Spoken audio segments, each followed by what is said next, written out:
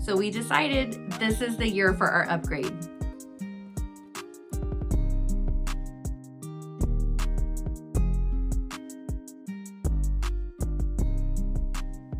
Hey, I'm Ellie the quilter. We decided to upgrade our sewing machine this year. Now, I have sewn for years and years and years on this Janome HD1000. Absolutely love it. No complaints whatsoever. It is a really great basic domestic machine. It's heavy duty. It's great to get started with, and it's not going to break the bank. Now, this is very similar to the ones that I learned on in the 80s when I was a kid. It's very similar to my grandma's machine that I learned on. And it's very comforting to me. There's not a bunch of bells and whistles. It's really easy to learn on. And I think the simplicity of it is what kept me so loyal to this kind of machine.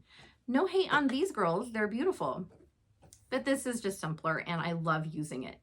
It has a handle, it's portable, it's not nearly as thick and heavy as these ones. So if I want to move from room to room, it's not difficult to do. She's not picky with thread, so I have sewn with every kind of thread. I've sewn with Gutermann, Aurifil, Wonderfil, Dual Duty, Coats & Clark. I have sewn with even serger thread on this because I can pick any kind of size of cone, any shape of cone, and it's perfectly fine. So if it's too big to set on here, I just set it behind and it has no problem with tension. It's perfect. The one thing I will say is I don't appreciate that it has a front bobbin loader. I don't appreciate those, but you know what? You win some, you lose some. So this is a great basic machine. If you're looking to get started, I would definitely go with something kind of like this. It has all of the basics that you need and you're not going to get too confused. But I was thinking we might want to upgrade this year. So I talked to Sewing Parts Online. Their website has a really, really great filter that you can choose the different kinds of things that you want on your machine. And so luckily I'm not too picky. I've been used to this for a long time, so I had a lot of great choices. So Sewing Parts Online decided this would be the best one for me. They sent it to me to test out. Now I'll give you some overall first impressions of it. I've just had it for a few days and done a little bit of playing around with it. I'm definitely going to be coming back in 30 days to give you like a full overview of what do I love about this. All right, so right off the bat, you can see how well lit this is. And my HD1000 did not have any sort of lighting source. So it was really difficult to work at night after the kids go to bed. I wasn't able to do as much as I wanted, and I had to set up a lot of extra lighting around just to see what I was doing. So this is a huge improvement. I'll also say that I love how thick this part is here. The other one is a little thinner, and so I actually purchased an extension table that would come out farther and it would also be a little bit thicker for my projects. Now, both machines do have the ability to have a walking foot. This one came with one, my other one did not, so I was able to purchase a universal walking foot and that one worked out perfectly fine for me.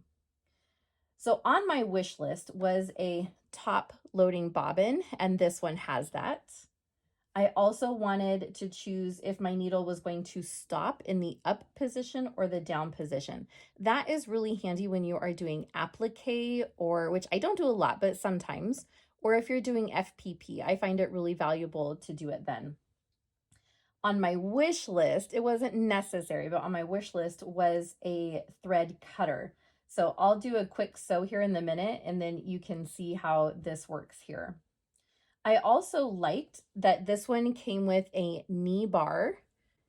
And so this knee bar just lifts like this. It'll lift your presser foot when you press against it. And I didn't really think it was necessary, but it's actually really handy. So it was a nice surprise. It also lifts your presser foot way higher than if you just do it manually here. If you lift it like this way, it's way higher. And so if you had a high loft quilt, you'd be able to fit that in there perfectly fine.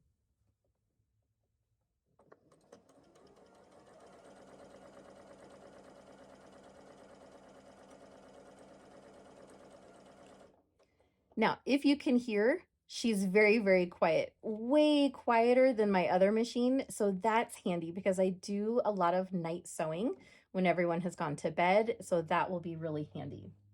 So now let's do our thread cutter. I've just sewn to the end and stopped. I'm going to press that button and then it'll cut my thread and I can lift it up and pull it out and it's already trimmed for me. The other great thing I like about this is that I can simply put it in there and start sewing.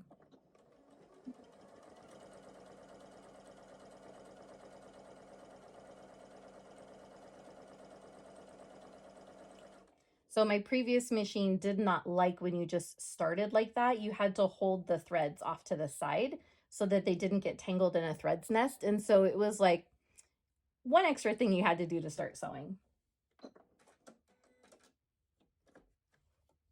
Look at that. That's super easy. Now, just a couple other things that weren't on my wish list, but it's nice to have. Thousands of stitches, it looks like. So I was really surprised by that. I am a basic quilter, basic sewer, and I don't need lots of different stitches, but it's nice to have when it's there. You can also change on this machine if your needle goes right, left, or center, and so you can do the different numbers over here and just move it just a hair, which I can imagine would be really helpful if you're doing applique. And then you can also change your stitch length here.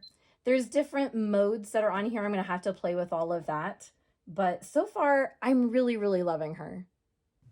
So those are just some of my first impressions so far. Like I said, I've just had her for a couple of days. We're going to have to pick out a name for her and we're going to have to play around a little bit more. I will definitely check back with you in 30 days to give you a deep dive into her and what all she can do.